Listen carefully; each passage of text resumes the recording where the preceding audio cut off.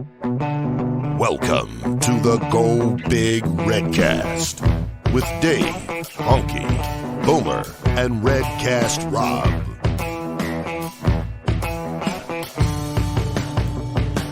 Welcome to the Go Big Redcast. I'm your host, David Gaspers, and I'm with Honke. Well, it's a fashion statement show here, and I'm wearing a Richmond Tigers hat from the Australian Football League. That's for you, Dave. And then for all my fellows in the Fantasy Football League, the I Suck at Fantasy Football finished dead last in the league. Pink shirt with the unicorn. Great bunch of guys there. Commissioner Kirk, want to give a shout out to them.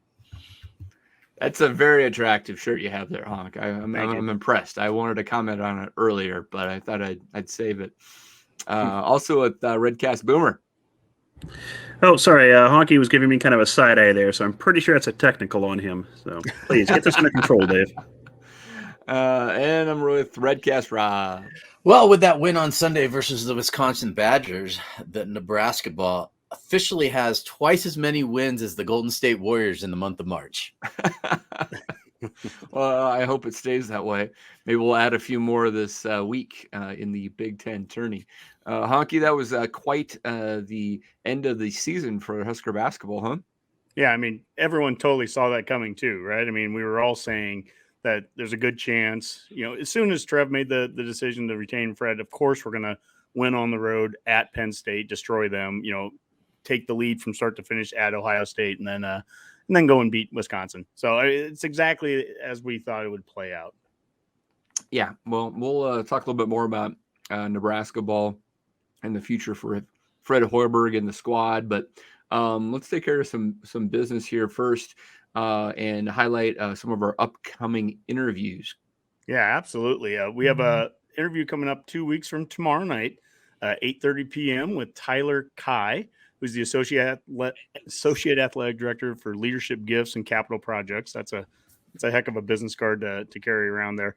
But a really good guy. Boomer, you and I tailgated with him before a game last year, and he's going to talk about some of the different projects going on, and obviously the Go Big project, all the facilities that are getting built up there on the north side. So that'll be an exciting conversation. And then, of course, Rob, yesterday we talked with Brandon Vogel, managing editor of Hail Varsity. You can go on YouTube right now and watch that entire video. You can go listen to us on any of your favorite podcast platforms. But we are part of the Herdat Media family, and that's with Hail Varsity. So, Rob? Yeah, and if you enter Redcast as your promo code when you're checking out, subscribing to Hail Varsity Magazine and to the website, you'll receive a $10 discount on your first year. And then you can switch on over to the Herdat website and purchase some Redcast gear, like my Redcast hat here. You can select the Herdat brand, like the Redcast, and then pretty much anything that they're showing there, even though it's like a Herdat mug, you can still select it. You put the Redcast logo on there if you want, and let everybody know how much you want to support the show. We'd appreciate it. And this is an interactive show now, Dave. So, all the people that are watching here on Facebook and YouTube and Twitter, all that, interact with us. Send us some questions. Send us your comments. Boomer's going to be following along with all that. So, let's have at it. So many, I'm sure, have always wanted to ask Honke a question. So now they can just drop it in the chat and they're good to go. That's right. All right, well, let's go ahead and put on our scarlet-colored glasses and talk all things Husker football. And we'll start with some tweets of the week. Yeah, well, the first one here, the news from today is that the survey, the Memorial Stadium survey that came out or that was sent out about a month and a half ago, the results came in today. And the attitude towards alcohol, this is one from Dave Fight, the attitude towards alcohol at Memorial Stadium, get ready to drink at Memorial Stadium, Husker fans. So, Boomer, I know you and your Redcast on the Rocks, you'll be happy to see that. But basically, 72% of the respondents from that survey, they have a positive or neutral attitude towards alcohol sales at Memorial Stadium. But what I really enjoyed was some of the comments here. And, basically, they tried to give a full rounded, kind of the comments that were positive and negative. So some of the positive ones, I don't think alcohol sales in Memorial Stadium would create fan issues because most people are already drinking before, during, and after the games anyways.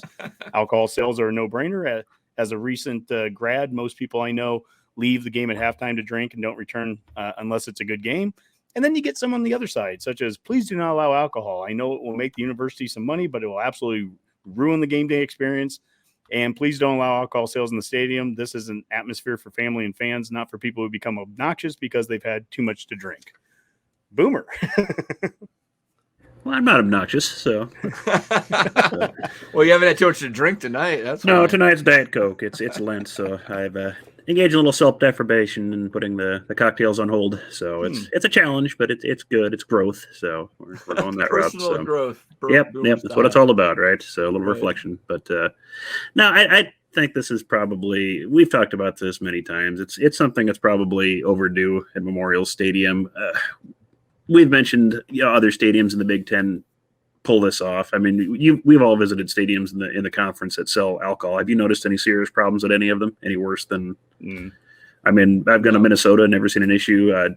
You've been to Buckeye Stadium, right? Is that? Yep, that's right. Did they sell there? Was there any noticeable concerns or issues there? I don't think so. For $12 a beer, no one's going to the game to get loaded, anyways. I mean, and it's not going to be the easiest thing in the world. And given our concession stand lines, it's takes forever to get one anyway. So, and really, it was kind of interesting looking at the survey itself. And even if people had generally negative attitudes, it trended more towards the more seasoned demographic had slightly less favorable aspects of it, but even the vast majority of them said it wouldn't really affect their attendance. I think even the over 75 crowd, which had the worst reaction to it, it was like 75% or 71% said it would have no impact on their attending games.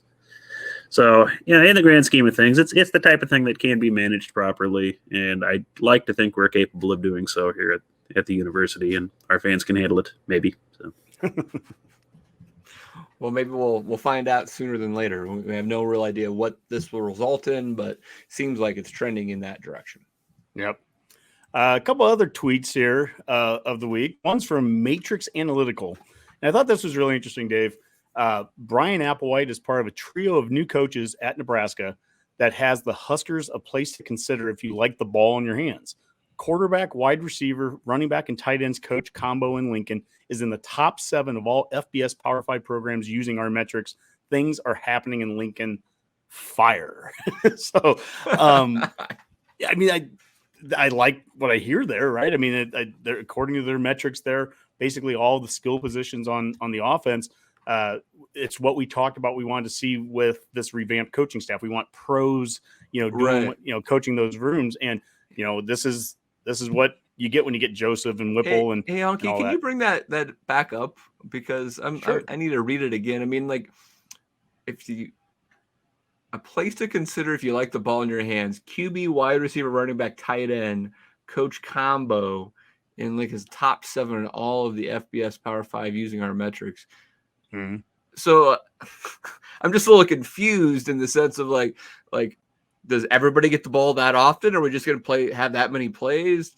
Will each play have the wide receiver, running back, and tight end all touch the ball? We're just going to be laddering the ball back and forth. I mean, it's just like the metrics seem to just be like, well, each one of these coaches have come in, have been able to get their position group to touch the ball a lot. But when they all are in the same room now, it might be a little more challenging. I don't know. Yeah. I mean, Dave, this is what it's when you bring the best of what Frost has with the best of Whipple, everybody touches the ball in this offense. Right. We've got some amazing creative plays. I mean, where tight ends are throwing it back to running backs or pitching it to quarterbacks. A lot of double flea flickers, like ball coming back into Thompson's hand, throwing it to a tight end who laterals to an offensive lineman who's eligible. Or something. It's a. I mean, we've got fake slides that Whipple brings with him for, Completely. I mean, there's so much creativity. And I think that's what the matrix analytics that we're talking about we're trying to get to. At least I hope. Last but not least, we're obviously big on in-state recruiting, and the remaining 2 here, let me go back to a graphic that we were showing in previous shows here. In-state recruiting, we have 5 offers out to in-state kids. 3 of them have already committed: Gunnar Gottschala, Benjamin Bramer. And let me make sure I say Bramer because We had a follower, Dylan, that he goes, "I love your show, but man, you got to stop butchering the guy's last name." Which I appreciate this, by the way. You butcher somebody's last name? Oh my gosh! If I butcher a name, let me know and we'll get it fixed. So it's Benjamin Bramer from Pierce, and then Sam Sledge. Those three are committed, and then the two that we have offers out to that just haven't committed yet are Malachi Coleman and Maverick Noonan. But if we go back to the tweets of the week, Steve Wiltfong has the crystal ball now going towards Noonan and Coleman. And Dave, you understand the crystal ball stuff better than I do, I guess. But apparently 92 is good. Well, the crystal ball, Wiltfong, the national guy, has a 98% accuracy. So when he puts a crystal ball out, he's serious. He won't do that just randomly. So I think it's not 100% obviously, but he is usually pretty dead on with that. So I mean, it doesn't mean that's going to happen tomorrow or anything like that, but there's a high level of confidence there that he's in. Well, if he's right, then basically that would be the top 5 kids in the state all choosing Nebraska, coming to Nebraska. And, coming off of the year that we had last year where we obviously struggled some in Omaha, I guess I'd say that's a good turnaround. Hey, Honke, Maverick Noonan is from Elkhorn, is that right? Yeah, he's Elkhorn South. When's the last time we had someone from Elkhorn commit? Well, would Prochaska be? Teddy Prohaska? I don't. Please don't do this to me. My wife, who happens to be of Eastern European Slavic descent, has often criticized your pronunciation of Teddy's last name. Did you just intentionally set me up? Yes, I did. Damn, that was for you, Katie. Wait, I had a guy in my fraternity though that was. No, he's Prohaska too. Geesh. I was calling. Okay, a guy in my fraternity is a Prohaska, and it's spelled the same way. It's Honke. It's French Romanian. I don't know. Just move on. Move on. I've never seen Dave throw this show off the rails before, and he just did it. Well, it was just too easy. I saw the connective tissue there, and I just had to take it. So, hey, I'm terrified. Anytime I had to ask Tyler Kai how to pronounce his last name, Kai. I was like, I know I'll call it K or something wrong, so I had to reach out to him and make sure I got it right. Yeah. I mean, if we don't Photoshop that like a Cobra Kai gi like onto him for that show, we failed at our job. We've got another department. We'll get him on that. So. Last but not least, I think while we're talking football here and scarlet colored glasses, something that's happened in the last week is the combine. And we had 4 players at it. And Austin Allen, I believe that's how you pronounce it, JoJo Doman, Cam Jurgens, Cam Taylor-Britt, they were all there. And so you can see the results here. All of them ran really good 40s for their specific position groups. Austin Allen was a 4.83, JoJo Doman a 4.62, Cam Jurgens ran a 4.92, and Cam Taylor-Britt a 4.38. So, I mean, those are really good numbers there. And it was also kind of interesting to be watching the coaches. Travis Fisher on social media would post videos of him responding to watching, his guys out there doing well. And it was great to see the coaches really kind of interact that way. And Shenander even talked about that at his press conference yesterday. Yeah, it's pretty cool to watch those guys. I thought all 4 guys had a pretty good day. I talked to JoJo after he ran, and I had a little FaceTime with Cam last night, Cam Taylor-Britt. So excited for those guys. It's awesome to see them, perform well on the big stage.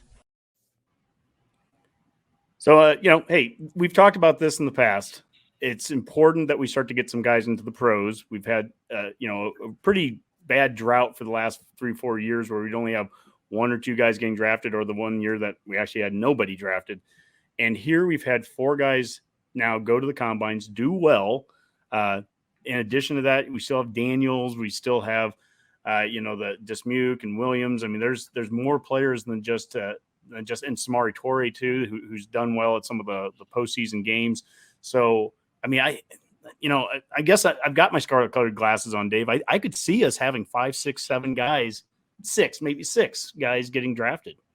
That would be amazing considering what it's been like the last 5 years. I mean, it's just been shockingly low in the amount of Huskers getting drafted. So to reverse that trend is awesome. And I mean, maybe part of that is the COVID year and having a couple of extra guys that stuck around, and then someone like Cam Jurgens leaving early.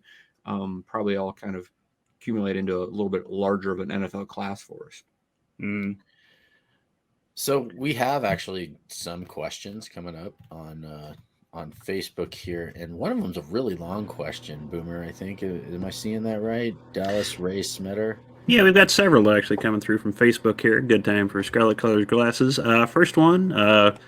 I know I'll Dallas. just put it up there. Yep. What is feasible for the program that we love in the foreseeable future? I assume he's talking Huskers and not to your Richmond Tigers, Honke, but we'll deal with that later.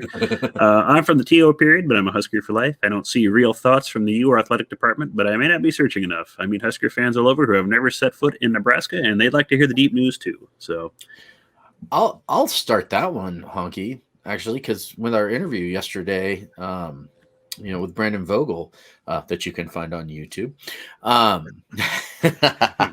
That was something that we talked about a lot. Was we're calling it? Are we calling it the Trev effect? The hashtag Trev effect? Is that what we were going to be calling Why it, not? or the Alberts effect?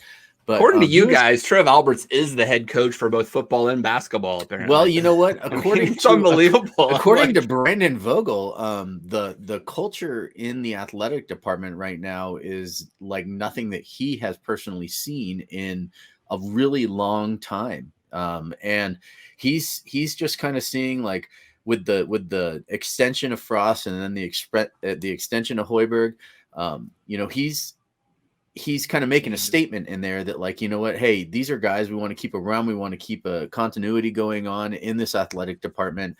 And, he's also seeing things like from Frost, especially with Whipple now. And Vogel said this, so I'm quoting Vogel on this, that Whipple is the guy running the offense. Whipple kind of came in and said, I got this. Like, you can go be a head coach now. Don't worry so much about the offense. I got this.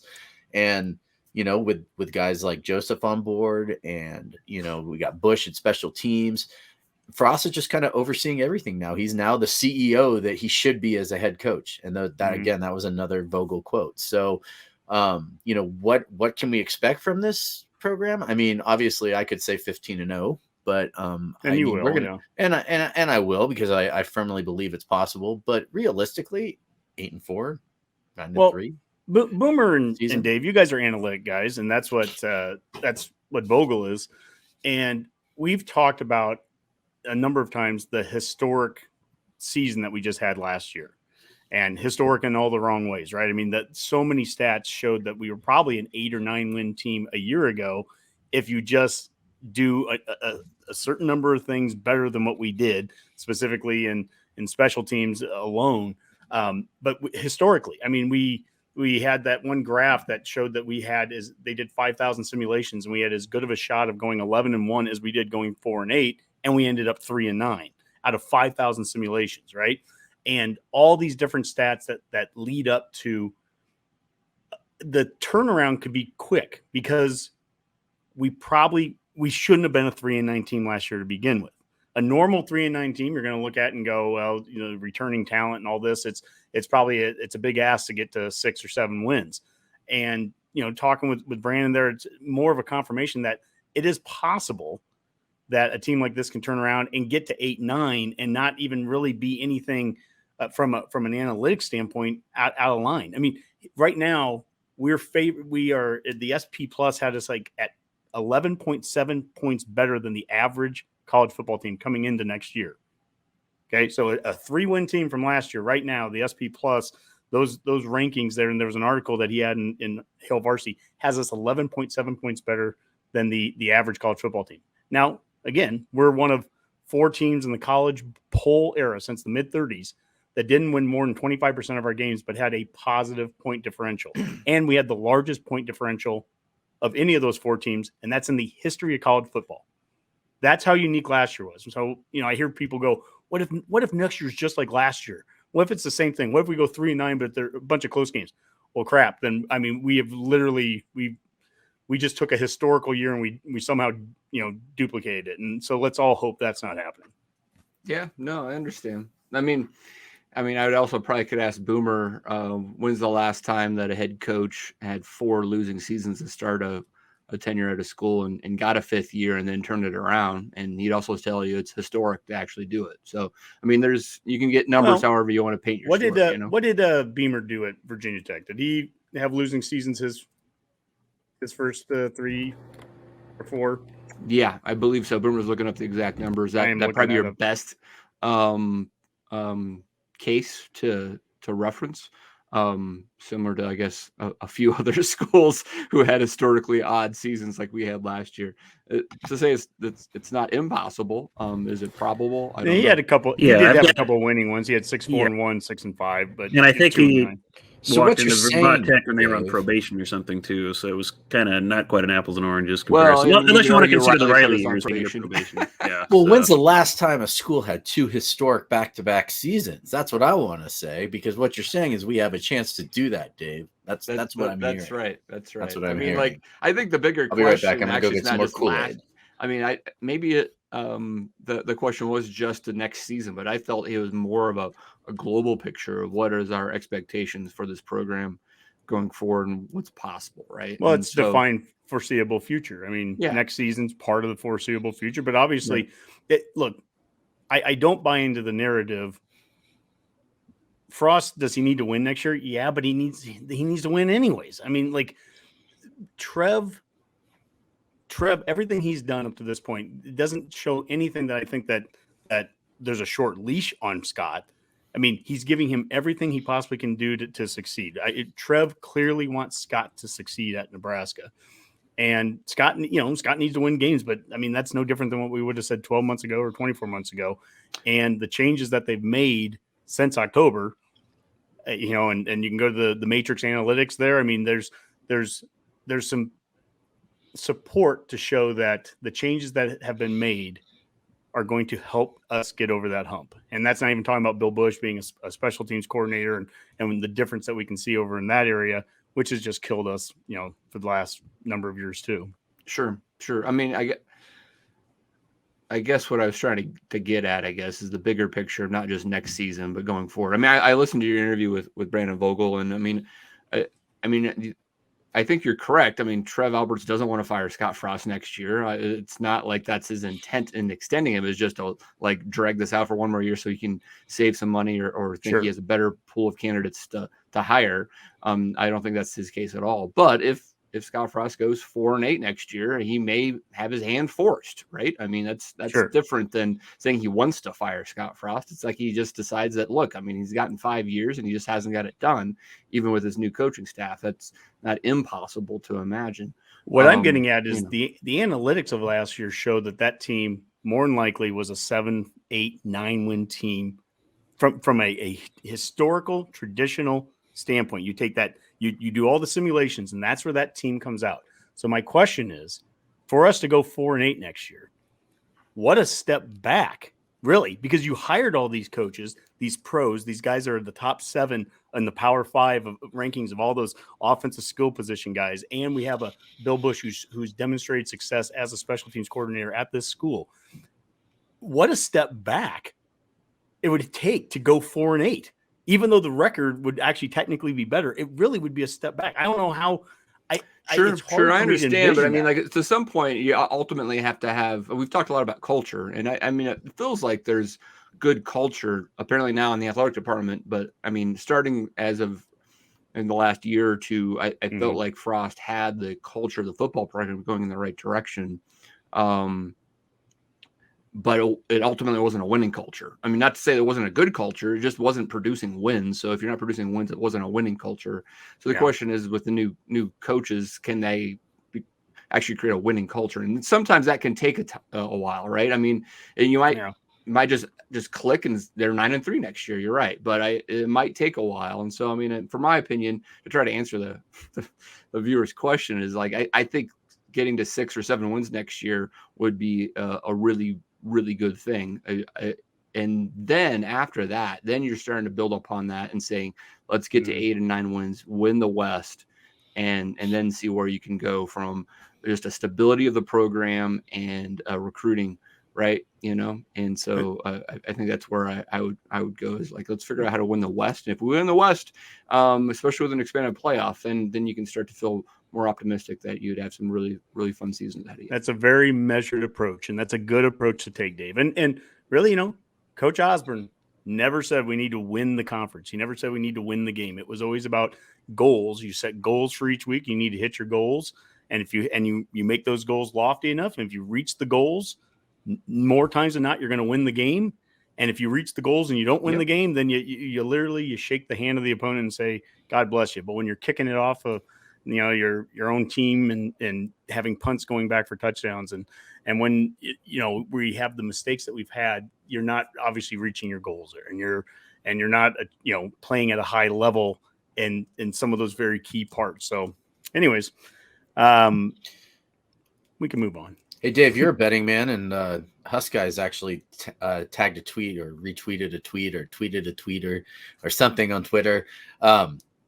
Huskers have the 9th best odds in the country to win a national championship. 9th best, tied with 27 other teams. Yeah, and they kind of misread the Still term. 9th It was best. 9th best, but it was what? up there. The so. analytics say 9th best. Okay, it doesn't matter. We're It tells me that there's some elite teams, and then there's just everyone else. I'm saying there's a Which is, chance, Dave. I'm saying no there's a different than chance. every other year, right? There's Yep. a few elite teams, and it drops off pretty much.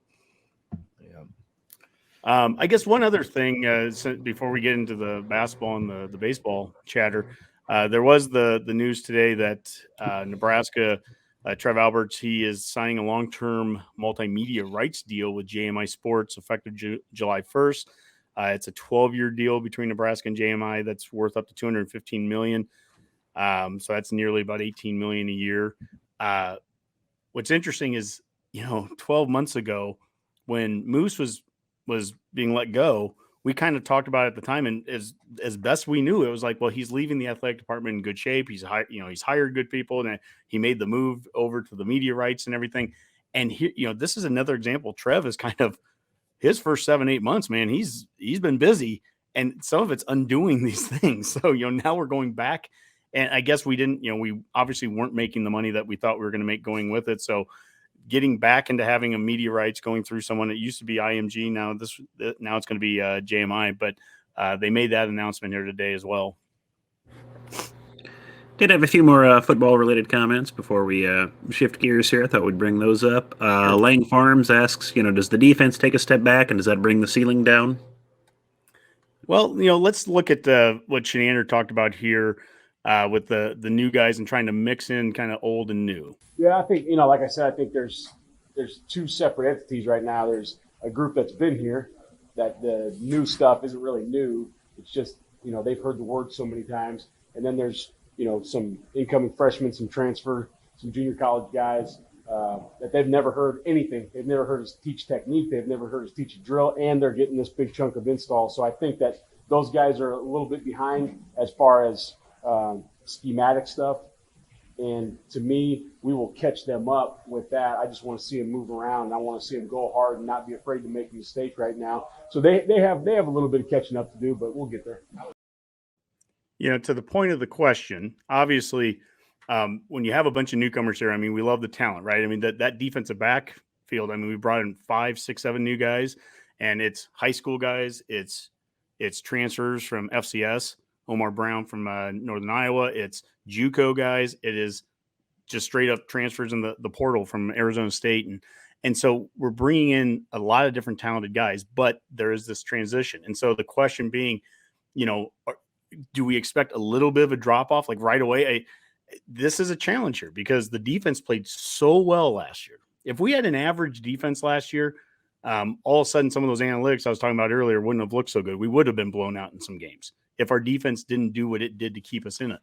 And I don't know that we can just rely on the defense coming out on day one against Northwestern and be performing at the level they were against Michigan State, in the second half there, Dave, where I think we gave up 13 yards, against Walker. So that is a legitimate concern. And the Big Ten being a trenches kind of league, the D line, I think, is an area that we'll see what happens as spring ball goes on, but there's a high likelihood that we're probably going to hit the portal again after spring just to build at least some depth there is my best guess. Yeah, I mean the D line. I think you have to bring in an extra body or two that you feel could contribute in some way. I mean, they don't have the depth there for what they need to do. Secondary is really interesting. There's a lot of young talent there and some exciting, opportunities for guys we've been waiting to emerge. So I mean, we'll see. But I think it does seem reasonable that if there's a step back, it's the first couple of games of the season, right? And I think as they would progress, I feel like they're going to get better as they go. Mm-hmm. One other thing, I guess the third element of the game, special teams. Mac, our former Redcaster Mac, he came up with a great idea, and I thought that this was kind of neat. He goes, "We need to make special teams exclusive. Treat it like with defense, it's the black shirts that was created back in the '60s, and it became a big deal to be a starter and wear black." And he was basically saying, like this should be that Bush talks about the returners as being invite only to be a returner on one of the return teams, and the idea of making it exclusive. So give them purple shirts or give them something. Do something that makes special teams exclusive, so that guys are walking around practice and you want to. I don't know, a turnover change, whatever it is, you do something to make it a big deal to be on special teams. And I don't know, that kind of, maybe we can build something up. Maybe someone has a better idea than purple shirts. It's funny because there's a great article on Hail Varsity that with a quote where he was talking about, he says, it's kind of like when I was at the Garth Brooks concert last year, right? And he's like, I was sitting right up front with my wife and I was up clapping and dancing the whole time. And I looked down the row and there was another couple just sitting there watching the show the whole time. And he says, there's a difference between attendance and accomplishment. And he said, I expect my players to not only be in attendance on special teams, but they need to accomplish something while out there. That's kind of the summary of the quote. And that's, makes all the sense in the world, really. And there's a lot of guys that are going to be required to play special teams this year. We've talked about it before that maybe aren't necessarily thinking that, but Mickey Joseph said, hey, if you want to play for me, you're going to be playing special teams as well. Right. So, there's a whole new attitude, it seems like, at least in that area. So Boomer, you have anything else? Yeah, a couple other here. Dom with a little premature question. If Frost does go 4-8 and gets fired, does one of the current assistant coaches step up and take the head coach role? So I'd be shocked. I'd probably anticipate a full house cleaning if that's the case. They're going to have to rebuild Memorial Stadium at that point anyway, because it'll be burned down. And yep. And a little more chipper news. Jason Stinger asked, did we get any more info on the players reunion that's supposed to happen after the spring game? Anyone hear any recent rumors of that or talk? My invite must have been lost in the mail. Honke, any idea? I have not heard anything about that. So they're saying that the rumor is that there'd be some big former players reunion. I've actually seen some rumblings of it on Twitter every now and then. They're just saying that a bunch of former players are supposed to come back for the spring game, and then there's going to be a big gathering of them. I'm not sure if that would be like a public thing anyway, but I guess it'd be cool to see all those former players come back and kind of, support the program. Like, yeah, sure. I think there's over 200 of them that were there at the, the press conference introducing Frost, back in 2017. So I'm all for it. Former players, come on back. Yeah. And that was something Trev was trying also to do to help build up some of the sales for the season or for the spring game tickets. I know that they were reaching out to Ndamukong Suh and Zach Taylor, and so some former players to try to get them to come back as well. So that that's we're all in support of that. Redcasters, if you haven't bought your tickets already, get out there, get tickets. Let's sell out the spring game, and let's make it a great weekend. Really showing off Lincoln and kind of fully coming out of COVID, and let's have a great recruiting weekend there too with that.